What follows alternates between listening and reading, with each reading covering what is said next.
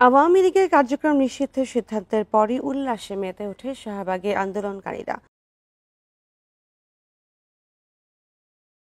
বিরোধী যে ঐক্য তাদের পক্ষ থেকে কিছুক্ষণ আগে 1 ঘন্টার যে আলটিমেটাম দিয়েছিল ঠিক 8টার দিকে, এখন ঠিক 1 ঘন্টা পার হয়ে গেছে। এর ভিতরে আওয়ামী লীগের নিষিদ্ধের সিদ্ধান্ত নিয়ে অন্তর্বর্তীকালীন সরকারের পক্ষ থেকে কোনো রকম সিদ্ধান্ত না আসায় কিছুক্ষণ আগেই শাহবাগ থেকে মিছিল নিয়ে যে রাজু শিকদার মোড় সেদিকেই মূলত আন্দোলনকারীরা গিয়েছেন, সেখানে অবস্থান করবেন। অর্থাৎ বলা যায় এখন থেকে শাহবাগ থেকে অবস্থান নেয় এনসিপি, জামাত, ইসলামিক ছাত্র শিবির, হেফাজতে ইসলাম সহ বেশ কিছু ইসলামিক দল।